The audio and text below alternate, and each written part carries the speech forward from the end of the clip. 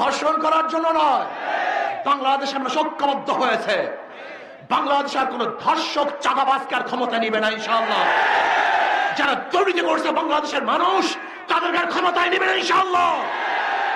যারা স্বামীকে বেঁধে রেখে ধর্ষণ করেছ, দখলদারি করেছ, চাঁদা না দেওয়ার কারণে টেম্পো ভেঙে চুরমার করে ফেলেছ, আমার গরিব দুঃখী মেহনতি মানুষের পেটের মধ্যে লাঠি দিয়েছ, বাংলাদেশের মানুষ তাদের লাঠি দিয়ে তাড়াইয়ে দেবে, ভোট দেবে ইনশাআল্লাহ। ইসলামী আন্দোলন বাংলাদেশ পিরিজপুর জেলা শাখা কর্তৃক আয়োজিত আজকে গণসম্মেলনের সম্মানিত সভাপতি, বিভিন্ন রাজনৈতিক দলের নেতৃবৃন্দ, সকল স্তরের ইসলাম প্রিয় দেশপ্রেমী ভাইয়ের আমার, আজকে অনুষ্ঠান কেন আপনারা সবাই জেনেছেন।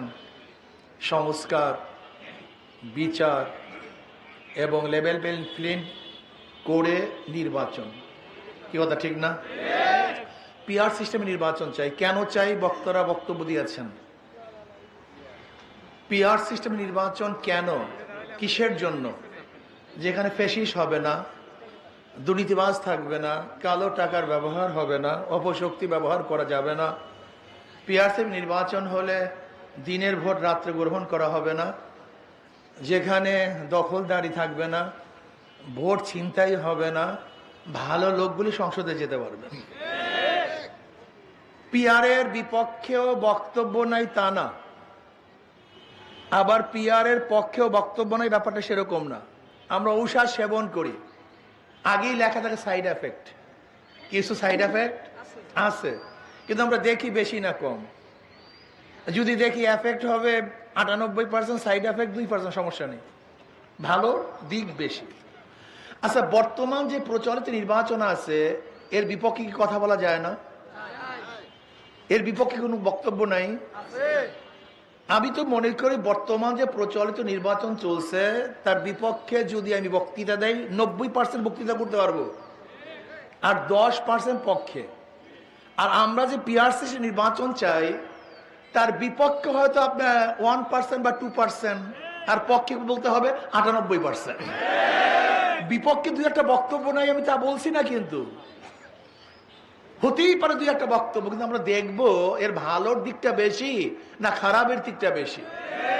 বর্তমান প্রচলিত নির্বাচন 71 থেকে আজ পর্যন্ত চলে আসছে, আমরা কি দেখছি বাংলাদেশের অবস্থা সবাই জানি। 70 নির্বাচনের পরে 71 দেশ স্বাধীন হলো, ভেবেছিলাম সব কিছু পেয়ে গেছি, দেশ স্বাধীন, ঠিক না? 72 সংবিধান রচিত হয়েছিল, 73 আর একটা নির্বাচন হয়েছিল, আপনারা জানেন না। 1973 সনে শেখ সাহেবের অধীনে আর একটা নির্বাচন হয়েছিল। সংবিধান রচিত হয়েছে কয় সনে? 72। নির্বাচন হয়েছে 73। সেখানে আওয়ামী লীগ ভোট পেয়েছিল, সিট পেয়েছিল কত জানেন? 293টা। কিভাবে পেয়েছিল তা জানেন? দখলদারির মাধ্যমে, ছিনতাইয়ের মাধ্যমে। এই মোস্তাক সাহেব, ওনার বাড়ি হলে দাউদকান্দি। তোরা ভাইয়ের আমার, আগামী নির্বাচন হবে ইসলামের পক্ষের শক্তি, ইসলামের বিপক্ষের শক্তি, দেশের পক্ষের শক্তি এবং ভারতের পক্ষের শক্তির মধ্যে নির্বাচন হবে। আগামী নির্বাচনে বাংলাদেশের মানুষগুলি সব দুই ভাগে বিভক্ত হয়ে যাবে, একটা ইসলামের পক্ষে দেশের পক্ষে, আর এক ইসলামের বিপক্ষে ভারতের পক্ষে। আজকে দেখেছেন পার্বত্য অঞ্চলে ভারত সেই পাহাড়িদেরকে উচকিয়ে দিচ্ছে, সেখানে গন্ডগোল চলছে, আমাদের সেনাবাহিনী আহত হয়েছে। এর কাদের ইশারা, কাদের ইঙ্গিতে কাজগুলো হচ্ছে সম্পূর্ণ ভারতের ইশারায়।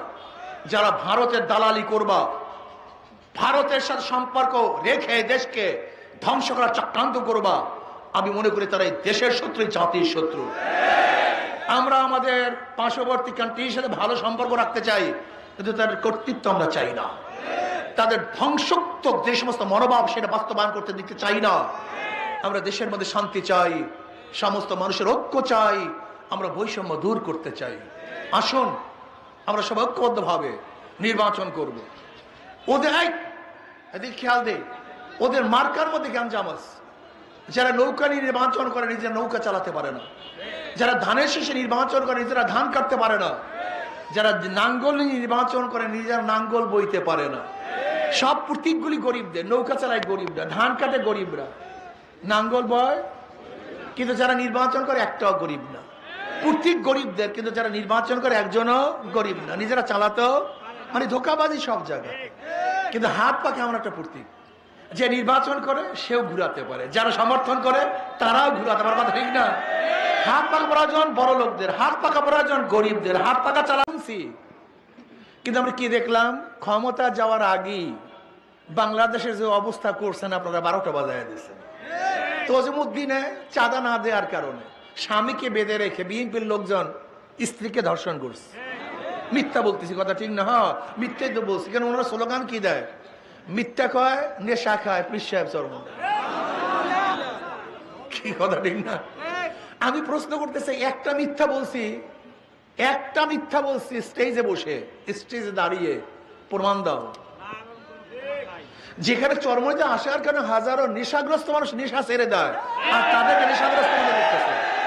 এটা আশ্চর্য আর কিছু নেই। মানুষ যে যেরকম, আল মারউ ইয়াকিসু আলা নাফসি, প্রত্যেকটা মানুষ নিজেকে অন্যের মতই ধারণা করে, নিজেকে নিজের মতই অন্যকে ধারণা করে। চোর আর একজনকে চোর মনে করে, ডাকাত আর একজনকে ডাকাত মনে করে, নেশাগ্রস্ত মানুষ আর একজনকে নেশাগ্রস্তই মনে করে, মিথ্যুক আর একজনকে মিথ্যুকই মনে করে। কথা ঠিক না?